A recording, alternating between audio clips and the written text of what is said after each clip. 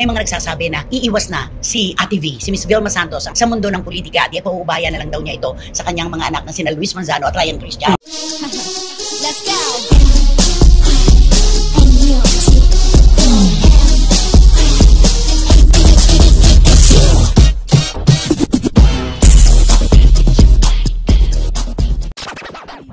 Hating-hati po mga kachika ang opinyon ng ating mga kababayan dahil may mga nagsasabi na iiwas na si Ate V, si Miss Vilma Santos, ang ating star for all seasons sa mundo ng politika at ipaubaya na lang daw niya ito sa kanyang mga anak na sina Luis Manzano at Ryan Christian. Ay, diba? no? Siyempre ang mga fans niya tuwan-tuwa, no? Yes.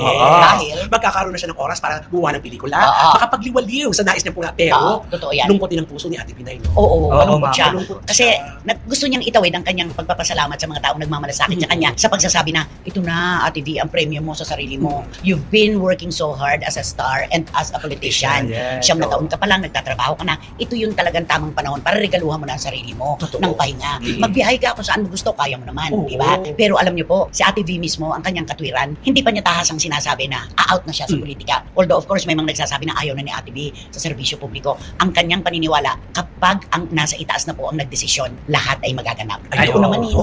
Oo, talagang lahat ng mga plano niya kasi nangihingi siya ng sign mula sa itaas. At saka kapag sinabi ng Diyos na kailangan ka pa ng mga kababayan mo, ng mga constituents mo, tatakbo ka pa, wala siyang magagawa. Pero kapag talagang nagbigay ng sign na napakaganda na ng ipinakita mo sa iyong mga butante sa Batangas, panahon na para ikaw ay magpahinga. Wala na rin siya doon, di ba? Pero malungkot din ito para kay Ate Binay. Pamilya niya, mga Batanggenyo. Yun, isa pa yun yung sa nakasanayan niyang tinuturing niya ng hindi iba. Actually, hindi iba ang kanyang mga kababayan, mga constituents. Kaya nga kapag sinasabi ng mga kababayan natin na it's about time na magkaroon ka ng panahon sa mister mo, sa mga anak mo, at sa grandchild mo, na si Baby Pina. Si Baby Pina. Sabi niya, pamilya ko rin ang mga Batanggenyo. Totoo. Nahihiya naman ako kapag kaganon dahil para bang hindi ko naman sila tinuring na iba talaga. Nasa puso ko sila, natural, pamilya ko sila. Kung talagang kailangan, ang ibig niya siguro sabihin, di ba? Ito yung tinatawag nating magandang serbisyo. Totoo. Yung clamor ng mga pinagsilbihan ng mga inalagaan, babalik at babalik po yan. May mga politiko na sikat din, pero isang serbisyo lang ayaw na sa kanila.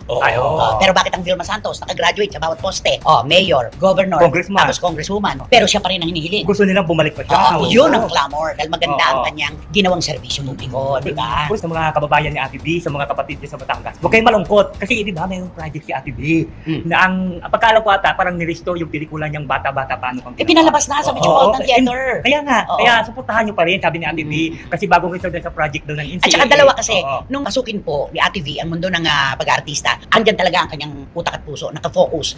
Kaso, hiningi ng mga tagalipa ang pagtakbo niya bilang mayor hanggang sa naging governor na siya ng buong probinsya. At yung ipinakita niyang public service, siguro hindi pa nila natitikman yun Kaya pinababalik siya ngayon. Kasi naman, bibilib ka naman kay Ate Binay habang noong unang taon niya, syempre, nag-aaral siya, di ba? Habang nangingibiyan, nag-aaral siya ng ano? Epatibo. Ng di ba? Para sa kanila, para sa mga kababayan. Kaya naman, nagmarka talaga sa kababayan. May malasakit si Ate B sa kanyang mga katutak na po ang ikinulapol na putik sa mukha ng isang Vilma Santos nung nandun siya bilang ina ng Batangas. Pinakinggan po ba ng mga Batanggenyo? Hindi. Baliwala sa kanila yun. Ang sabi nila, hindi kami naniniwala sa mga paninira. Yes. Siya pa rin ang inihalal, di ba? Alam mo, pag maganda kasi ang itinakita mo, ginawa mo, mga proyekto mo, isisigaw ka talaga ng mga kababayan. Yan ang panlaban sa Dynasty. Diba? Magandang serbisyo publiko. Totoo po yung Dynasty. Totoo po yan talaga. Isang buong pamilya na halos ang tumatakbo. Hali-halili lang sila. Pero si Ate V, bakit ba? Siya lamang ito. Diba? Solo niya. Oo. Kaya magandang serbisyo publiko po ang sagot yan. Ang gusto lang po niya talagang itawid, pamilya niya ang Batangas. Kaya kung hinihiling po ng iba ay magkaroon naman siya ng sapat na panahon para sa kanyang pamilya, yun din ang kanyang ibig sabihin. Ang hirap kaya, binabalansin niya ang lahat. Oo, ang sakit nun. Di ba yung ilang pun taon ka, 2 dekada mahigit, hindi biro yun nagserbisyo publiko ka. Amo ko na 9 years mayor, 9 years tapos lahat ng kanyang posisyon. 9 years ng congresswoman. Walang talo. Walang talo. Hindi po natin mapipigil ang mga Batanggenyo kung bakit po ang clamor ay pataas ng pataas ng pataas. Pwede rin naman daw mag-artista si Ate V, pero dapat siya pa rin ang magiging ina ng Batangas. Siguro takot na takot yung mga kalaban. Oo naman. Oo, kaya lalo pa, at talagang bashing ang inaabot ng nakaupo. Di ba? Kasi po, huwag tayong magulat kasi hindi natin alam kasi ang politika, di ba, Nay? Bukas, kasi minsan, sa sobrang pag-aan ni Ate B sa mga kababayan, baka sabihin namin, sige na nga, hindi ko kayo iiwan. Pwedeng ganon. Di ba, Nay? Pwede rin naman, siguro naman po, nagawa ko na ng 100%. Pwede rin ganon. Ang aking pangako sa inyo, siguro naman po, pwede nyo na akong pabayaan at bigyan ng pagkakataong mahalin ng aking sarili at ang aking pamilya. Yes. Sana sa palagay mo, kinatatakutan na, ano? Ay, oo, takot na yung mga tao doon. Sino mga tao? Hindi yung mga kalaban niya. Kalaban? Linawin mo, mga politiko. Oo, mga kalaban niya sa politika, takot na yun. Iba kasi pagka ibig sabihin, boses na ng... Kapag ibig sabihin. Pagka yung boses na ng masa ang magsalita, magsasalita, Ay, ay oo. iba na yun. Sila naman kasi talaga ang nagluluklok. Sila po ang bumoboto. Kahit ano pang paninira ang gawin kapag buong-buo na po ang imahe ng isang Vilma Santos na ganyang kalalim na po ang itinanim na pundasyon sa lalawigan ng Batangas, wala nang pakikinggan pang paninira ang iba. Ay, wala Diba? na. Ang lahat. Naku, Actually, tama. ikaw gusto mo pumasok pa rin siya sa politika. Kung ako, syempre kung pwede nyo papagsabay, bakit hindi? Tama. Oo, pero syempre, dahil si Ate B naman, gusto naman natin maging masayang. Totally Oo. masaya, wala nang iniisip para sa mga... Walang stress. Walang stress, di ba? Bigyan natin siya ng chance. Ikaw Oo na. nga. Ay, sa tingin ko parang Ang ibig ko bang sabihin. parang gusto ko pa rin siya maglingkod bayan pa rin. Oo. Kasi yung ganun kaganda, Oo, maganda na performance, nakikita ano, niya eh. binabalik-balik yun. Oo. Siguro yung mga constituent niya, hindi nakikita doon yung performance na ipinakita ni Ate Vicky, kaya gusto nila bumalik pa rin si Ate Vicky. Walang katulad. Wala. Pero sabi nga po ni Ate V, hintayin po natin, humihingi po siya ng mga pahimakas. Sabi nga natin, kapag niloob ng Diyos, wala na po tayong maaari pang gawin. Correct. Di ba? Yun ang hinihintay niya. At sabi nga niya, paulit-ulit, pamilya ko ang bata. Basta nakabang lang po tayo, naku Ate V, nasa iyo ang desisyon. Mm-mm. Sabi mo nga, kung ano ang nakaukol na pahimakas ng langit, yun ang susundin mo. Harinawa. Di ba? At ganoon din kami, mag-iintay po kami sa iyong announcement. Totoo. Ayon pa sa report na inilabas ng Philippine Star sa kanilang official website and quoted, Kong Vilma, planado na ang pagretiro sa politika. Ayaw talaga sa mataas na posisyon. Hindi na kami nagulat nang biglang lumabas ang pangalan ni Congresswoman Vilma Santos sa isang listahan ng mga gusto nilang ikandidato bilang presidente o vice-presidente sa bansa. Hindi rin naman kami nagulat na mabilis na sinabi ni Congressman B na ang priority pa rin niya naman ay ang Batangas at ang kanyang legislative duties. Marami pa siyang proyektong sinasabi niyang hindi natapos dahil inabot nga sila ng pagputok ng taal. Tapos nasundan pa ng problema sa COVID at may isang term pa naman siya bilang congresswoman. Matagal nang usapan iyan at ilang beses na nga naming naisulat iyan na hindi interesado si Ate B sa isang pambansang executive position. Ngayon sabihin na namin ang totoo, 6 na taon na ang nakaraan 3 kandidato noon para presidente ang lumapit kay Ate B. Pinuntahan siya sa Batangas dahil noon ay gobernadora pa siya at pinakikiusapan siyang maging running mate nila. Isa lang doon sa mga nag-alok ang umamin sa publiko, si Mar Rojas. Ang dalawang iba pa ay tumahimik na lang nang sabihin ni Ate B na hindi siya interesado. Maliwanag naman ang katwiran ni Ate B noon pa man. Isipin mo halimbawa maging vice president ako tapos may disaster at hindi makapunta ang presidente, di ako ang pupunta roon. Paano na ang mga tao sa Batangas kung affected din naman sila?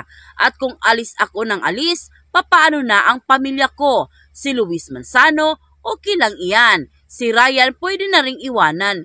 Iyong bunso kong lalaki, iyon ang magrereklamo. Ako kasi kontento na ako sa Batangas dito ako nagsimula. Nagpakita sila ng tiwala sa akin noong panahong sinasabi ng mga nakalaban ko na wala akong kakayanan. Pinatunayan ko naman sa kanila kung ano ang magagawa ko. At saka sa totoo lang, mahal ko ang Batangas at mahal din naman nila ako. Parang napakahirap isipin na iwanan ko ang Batanggenyo dahil tatakbo ako sa isang mas mataas na posisyon. Isa pa, may ibang plano pa rin naman ako sa buhay ko. Hindi ako politiko habang panahon. Hindi ko pa rin nakakalimutan na artista ako. Mahabang pahayag ni Ate B. Ang nag-aambisyong patakbuhin siya, hindi mo rin naman masisisi.